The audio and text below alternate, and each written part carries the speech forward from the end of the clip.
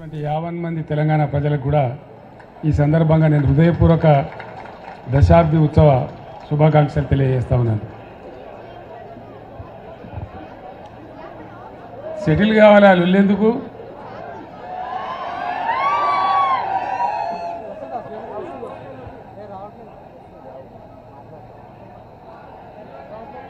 కొన్ని క్షణాలు చాలా గొప్పగా ఉంటాయి. జీవితంలో ఎవరికైనా కొన్ని బాధ పెట్టేవిగా ఉంటాయి. ఇది ఒక గొప్ప ఉద్విగ్నమైనటువంటి క్షణం. ఈరోజు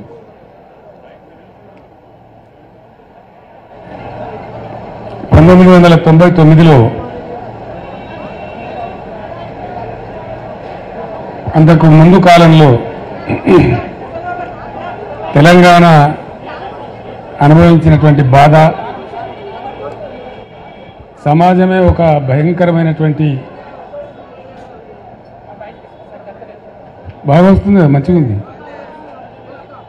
వెనుకకి వినబడతలేదా?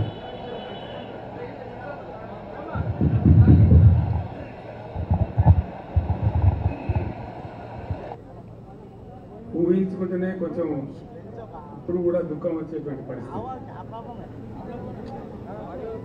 యావత్తు తెలంగాణ, ఇంచుమించుగా మొత్తం తెలంగాణ వరుస కరువులకు, వలసలకు, కరెంటు కోతలకు, ఆత్మహత్యలకు, చేనేత కార్మికుల ఆకలి చావులకు ఒక భయంకరమైనటువంటి దృశ్యంగా చాలా చాలా బాధ కలిగించేటువంటి, భరించలేనటువంటి అమానుషమైనటువంటి ఒక పరిస్థితికి లోనైన తెలంగాణ.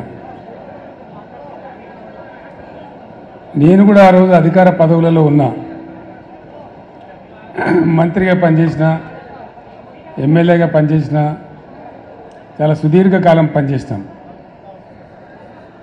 ఇప్పుడు లేరు మిత్రులు, కానీ కొద్దిపాటి పిడికడి మందిగా ప్రభుత్వాలలో కొనసాగుతున్నటువంటి మిత్రులు, అనేక హోదాలలో పనిచేసిన వాళ్ళం చాలా సందర్భాలలో కలిసి మా దుఃఖాన్ని పంచుకునేది, బాధపడేది. అసలు ఏం జరుగుతూ ఉంది, ఈ గడ్డ, ఈ ప్రాంతం గతి ఏమిటి?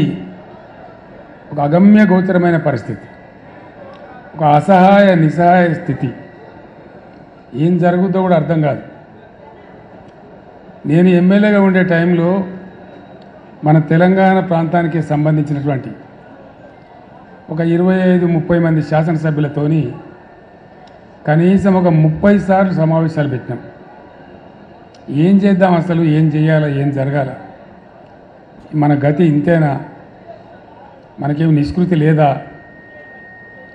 ఎవరు కూడా చెప్పలేని పరిస్థితి. ఒక పరిహాసాస్పదంగా తెలంగాణ అంశం మారిన పరిస్థితి. ఆ రోజు కరెక్ట్గా సిచ్యువేషన్ ఏంటంటే, ఎవరో కొంతమంది కొన్ని సందర్భాలలో తమ చిల్లర రాజకీయ అవసరాల కోసం తెలంగాణ ఉద్యమాన్ని ప్రారంభించడం, దాన్ని నెలలో, 2 నెలలో, 3 నెలలో, 4 నెలలో నడిపి కాడెత్తేయడం, వేరే వాళ్ళకంటే కూడా తెలంగాణ వాళ్ళు కూడా తెలంగాణను హాస్యాస్పదం చేసేటువంటి స్థితికి నెట్టివేసినారు. బాబు ఆ ఫోటో ఉండి అమ్మ, తర్వాత తీసుకున్నాడు, పట్టుకోను, ఈ టైంలో కాదు కదా, ఆ ఫోటో ఆడ పెట్టుకో, 4 ముచ్చట్లు మాట్లాడుకున్నాక పెట్టుకుందాం అదంతా. సో అట్లా ఎవ్వరు కూడా తెలంగాణ రాష్ట్రం వచ్చుడు కాదు, అసలు తెలంగాణ అంటే మాట్లాడుడే కష్టం. ప్రణయ భాస్కర్ అనే ఒక ఎమ్మెల్యే శాసనసభలో తెలంగాణ అంటే స్పీకర్, ఆనాడు ఉన్నటువంటి స్పీకర్, మీరు తెలంగాణ అనే పదమే మాట్లాడకూడదండి, వెనుకబడిన ప్రాంతం అని మాట్లాడండి అని, తెలంగాణ అనకూడదు అని స్పీకర్ స్థానం నుంచి ఉత్తర్వులు జారీ చేసేటువంటి దుస్థితి. అంటే ఎక్కడికి పోయింది తెలంగాణ? చాలా భయంకరం. ఊహించుకుంటే తెలంగాణ అనవద్దు అని శాసనసభలో స్వయంగా సభాపతి గారు చెప్తారు. So where was Telangana? In very dangerous situation. ప్రణయ భాస్కర్, వినయ్ భాస్కర్ వాళ్ళ అన్న, నేను కరెక్ట్గానే చెప్పిన, మీరే కరెక్ట్గా వినలే. చాలా దుర్భరమైన పరిస్థితి. ఎక్కడన్నా ఏదైనా సందర్భంలో 10 మంది కూర్చున్న చోట తెలంగాణని ముచ్చట పడితే క్యా లగాయ భయ్ క్యా దుకాన్ లగాయ అంత ఈజీగా అంత పేలవం అయిపోయింది తెలంగాణ. ఎటువంటి బాధలంటే ఆనాడు నా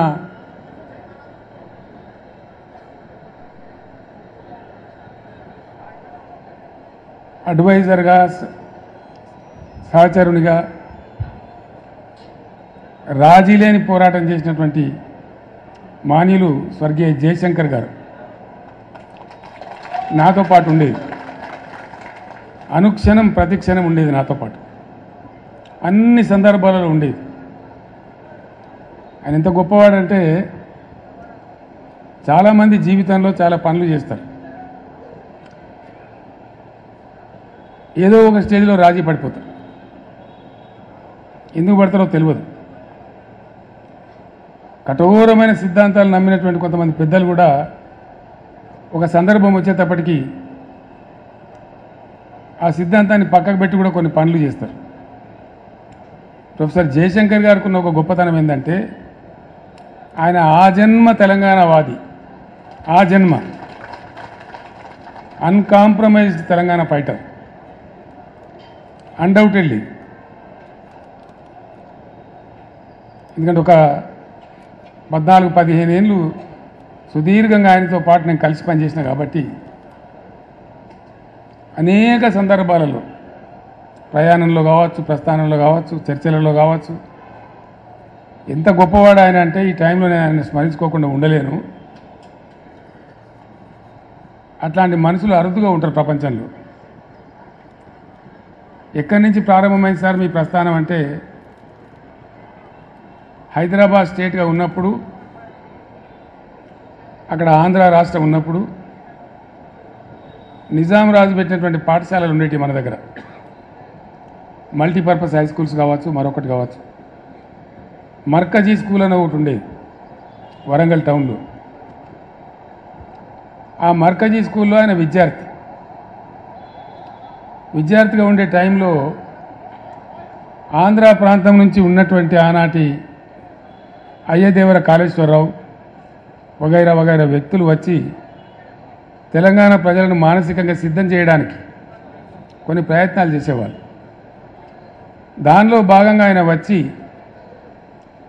మీ తెలంగాణ భాష మొత్తం చెడిపోయింది, కులిపోయింది, మీ తెలంగాణ భాషలో బాగా ఉర్దూ ఉంటుంది, మీది స్వచ్ఛమైన తెలుగు కాదు అని ఒక హేళన చేసినట్టుగా మాట్లాడుతూ మీరు సంస్కరించబడాలి, మిమ్మల్ని సంస్కరించడానికి మేము ఆంధ్ర ప్రాంతం నుంచి వస్తాం అంటే వీళ్ళు లేచి జై తెలంగాణ అని చెప్పి పిడికిలు బిగించి రాళ్ళు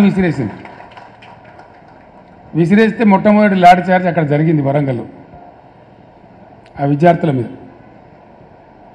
అంతకుముందు కూడా ఖమ్మంలో కొంత జరిగింది, కానీ ఇది తెలంగాణ ఏర్పాటు అయిన తర్వాత ఖమ్మంలో జరిగింది.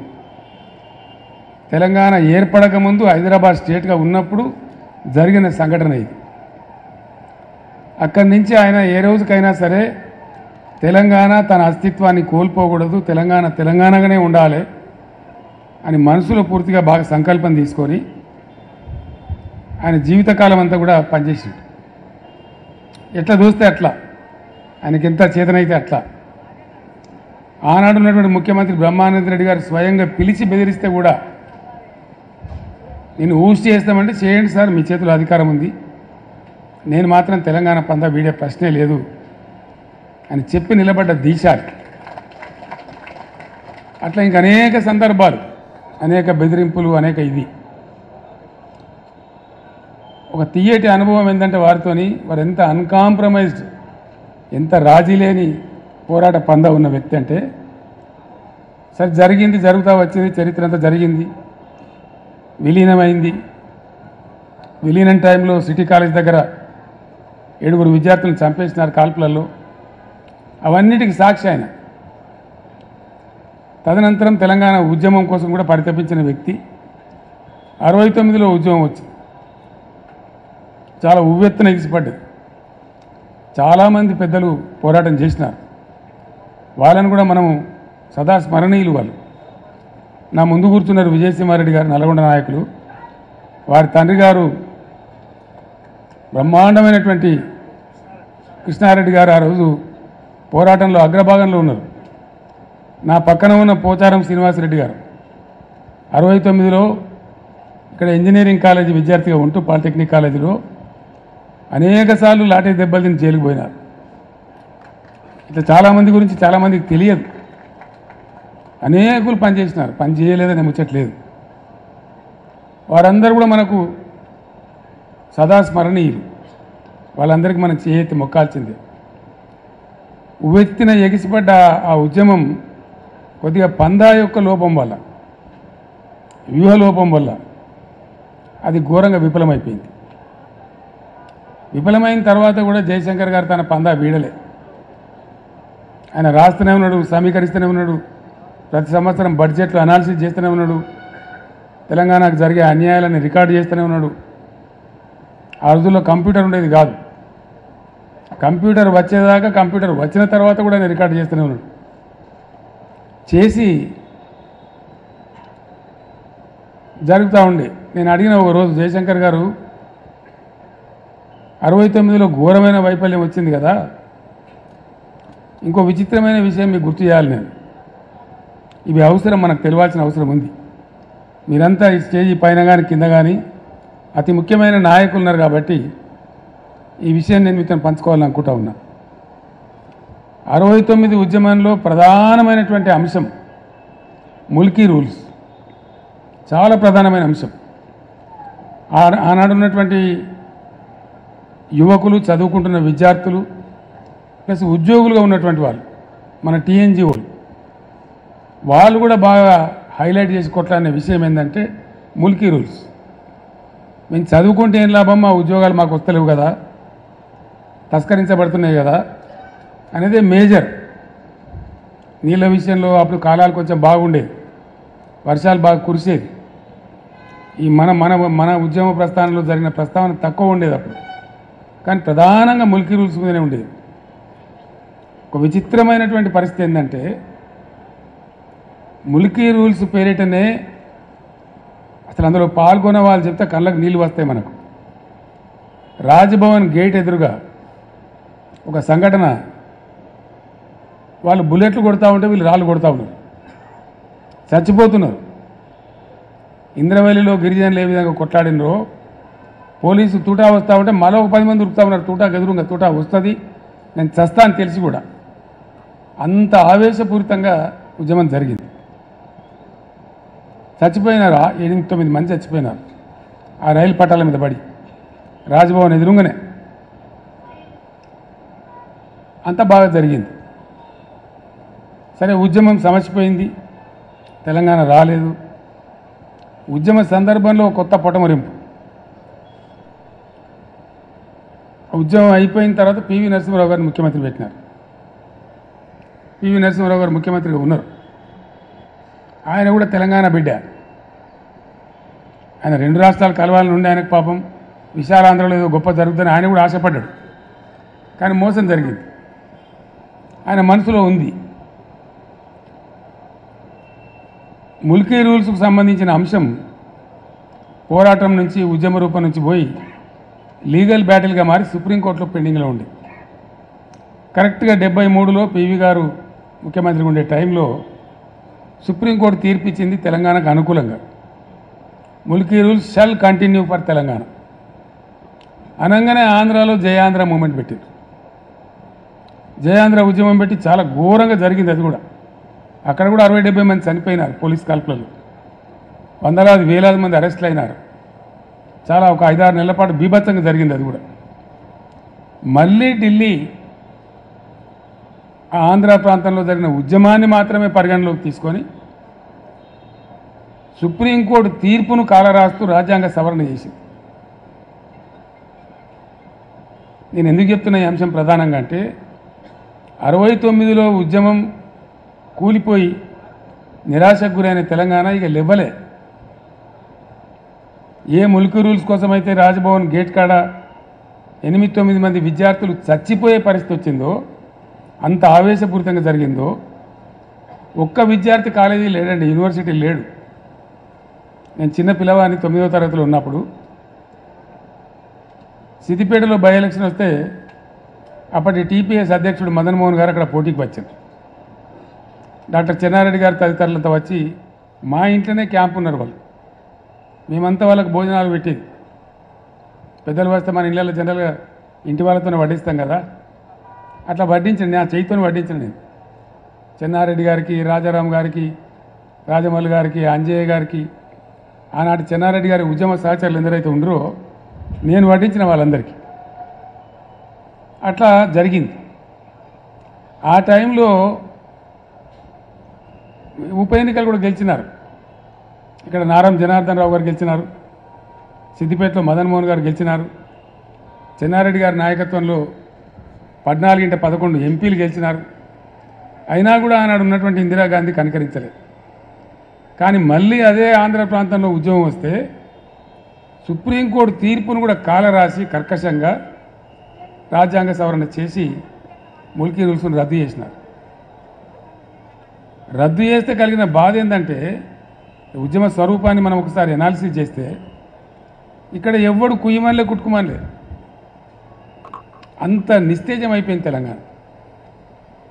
అసలు మాట్లాడిన వాళ్ళు లేడు. ఆనాడు ఆమోస్ గారు అని చెప్పి టీఎన్జిఓ నాయకుడు ఉండేవాడు, టీఎన్జిఓ అధ్యక్షుడు. ఆయనను కూడా చాలా భయంకరంగా వేధించినారు.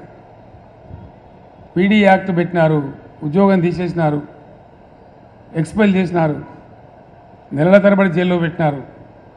కానీ ఆయన రాజీ పడలే. ఆమోస్ గారు కూడా, ఆయన కూడా గొప్ప పోరాట యోధుడు. టీఎన్జిఓలు నిజంగా చాలా గొప్పవాళ్ళు. ఎందుకోసం అంటే టీఎన్జిఓకు చాలామందికి తెలియదు ఈ విషయం. బ్యాచిలర్ క్వార్టర్స్ ఉంటుంది కదా మొజాంజాయి మార్కెట్లో, ఆ బ్యాచిలర్ క్వార్టర్స్ కట్టింది ఎవరంటే నిజాం రాజు.